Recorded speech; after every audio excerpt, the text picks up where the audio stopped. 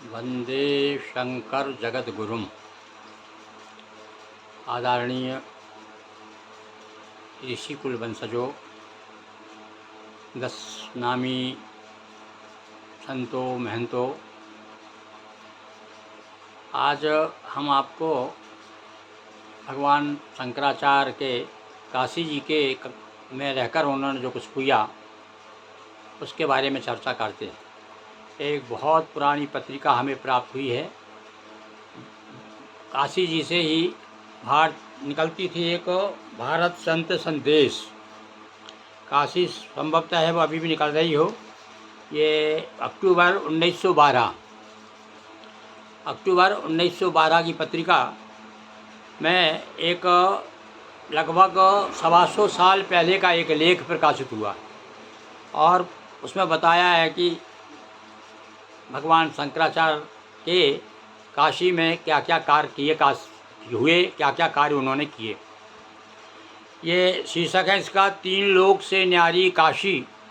आद्य शंकराचार्य काशी में पूज्यपाद परमहंस परिव्राजकाचार्य ब्रह्मलीन स्वामी श्री रामानंद भारती जी द्वारा 1901 में ईस्वी में लिखे शंकरावतार और हिंदू धर्म का पुनरुद्धार, ये लेख। शीर्षक है लेख का 3 लोक से न्यारी काशी। और लेख किसने लिखा था? आदि शंकराचार्य काशी में। शीर्षक किसने बनाया था? ये लेख किसने लिखा था? 1901 में लिखा था श्री रामानंद भारती जी ने, और प्रकाशित हुआ है ये 2012 में। और अब मैं प्रस्तुत कर रहा हूँ 2026 में, उसे ताज़ा कर रहा हूँ। और उसमें हम ये बताना चाह रहे हैं आपको कि आदि शंकराचार्य जी के काशी जी में रहते हुए उन्होंने क्या क्या कार्य किए, उसकी एक झलक आपको इस लेख में मिलेगी। तो इस प्रकार से आपके जानकारी में और अभिवृद्धि हो, इस कामना के साथ सुनिए। अपने गुरुदेव यतिवर गोविंद पादाचार्य जी की आज्ञा से, ये शंकराचार्य जी को उनके गुरु गोविंद पादाचार्य जी ने आज्ञा दी, तब वो काशी आए।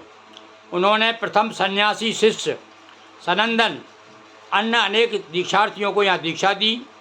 सनंदन दक्षिण के चोल देशांतर्गत तंजौर जिले के थे। ये जो पद्मपादाचार्य ने कहते हैं, ये तंजौर जिले के रहने वाले थे, ये भी आपको जानकारी हो। बाद में सनंदन ही पद्मपादाचार्य के नाम से प्रसिद्ध हुए। सनंदन के प्रति आचार्य जी की विशेष कृपा होने के कारण अन्य शिष्य कुछ उनसे विद्वेष करते थे, जलते थे कुछ शिष्य जो थे। एक दिन सनंदन ने के महात्मा को दिखलाने के लिए गंगा के उस पार गए। सनंदन को उन्होंने सीधी नदी को पार कर आने को कहा। इस पर गुरु पर दृढ़ विश्वास रखने वाले सनंदन ने नदी प्रवाह में पैर रखना प्रारंभ कर दिया। प्रति पदक्षेप में उनके पैर के तले एक एक कमल खिलता गया और वो इस पार आ गए। ये देखिए, इसलिए उनका नाम पद्मपादाचार्य, पद्मपाद, जिनके पैरों में ही कमल खिले हुए हैं, ऐसे पद्मपादाचार्य हुए। आचार्य जी ने गाढ़ आलिंगन किया, तभी से उनका नाम पद्मपाद रख दिया। यह घटना कब की है सुनिए, संवत तारीख डाली है भाई उन्होंने। यह घटना कली संवत 2608, युधिष्ठिर संवत 2646 और 493 ईसा पूर्व की है। 493 ईसा पूर्व यानी लगभग 500 ही समझ लो आप, 7 वर्ष कम।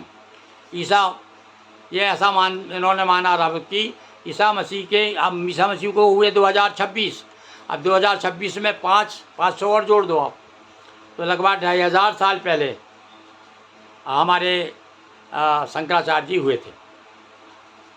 यही काशी में काशीपुराधीश्वरी अन्नपूर्णा जी ने निर्विशेष ब्रह्मवादी शंकर को एक नारी के वेश में दर्शन दिया।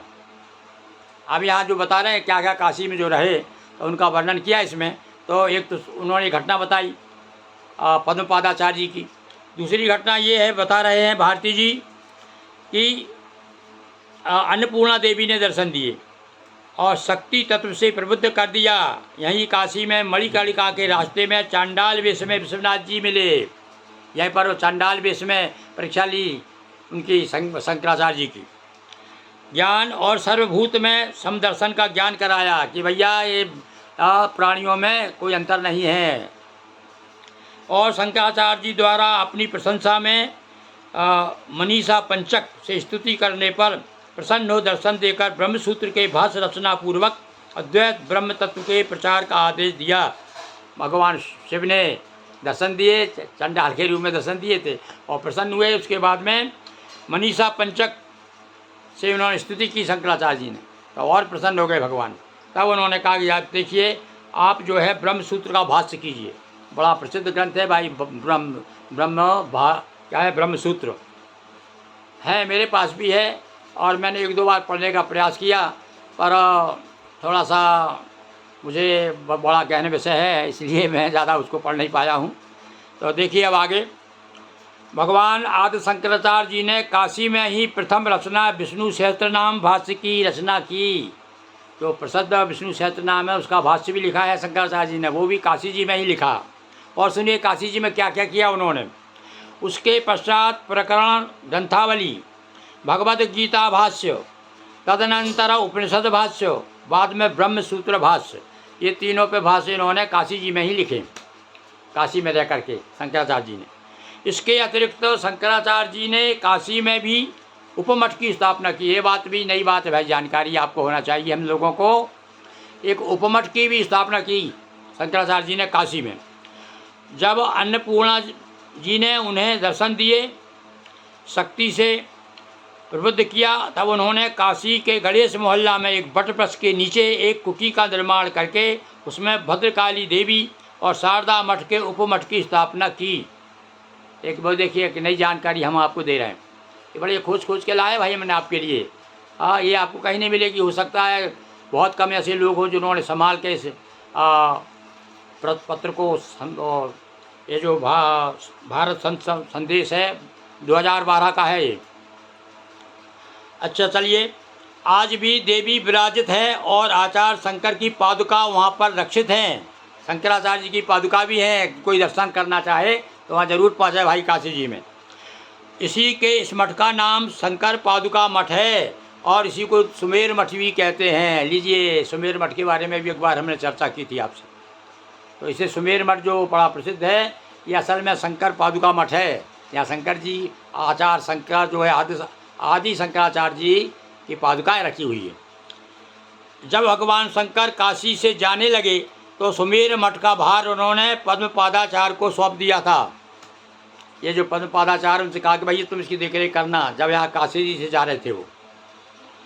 बाद में पद्मपाद भी उक्त नदी में, उस उक्त गद्दी में शिष्य को बैठा करके आचार्य जी के पास चले गए। फिर और किसी को बिठा दिया उन्होंने, वो तो अपने गुरु को नहीं छोड़ा उन्होंने।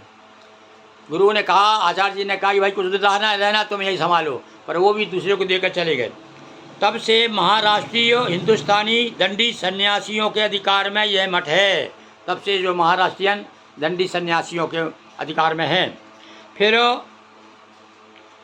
बंगदेश से सर्वविद्या वंश का एक ब्रह्मचारी इस मठ में संन्यास ग्रहण करके महादेवानंद तीर्थ नाम से इस मठ का 6ठम मठाधीश हुआ। तब से शिष्य परंपरा बंगाली दंडी स्वामी ही मठाधीश होते रहे हैं, वही सब बंगाल के ही आते रहे। फिर महादेवानंद तीर्थ के लिए स्वामी स्वयं प्रकाशानंद तीर्थ के विभूति प्रभाव से इतिहास प्रसिद्ध काशी नरेश चैत सिंह के भतीजा महिप नारायण सिंह राजगद्दी प्राप्त करके स्वामी जी के शिष्य बने। तब से यह स्थान राजगुरु स्वामी मठ के नाम से भी प्रसिद्ध हुआ। अब यह इसको देखो 3 नाम हो गए भैया इस मठ के। तो ये समय समय के साथ क्या क्या बदलता है, एक एक नई जानकारी हमने आपको दी। अक्टूबर 2012 भारत संत संदेश वाराणसी से ये प्रकाशित हुआ करता था। कुछ अंक मेरे पास भी उस समय आया करते थे, तो मैंने बड़े संभाल के रखे हैं। समय समय पर और भी मैं आपको नई नई जानकारी देता रहूँगा। ओम नमो नारायण। हर हर महादेव शंभो।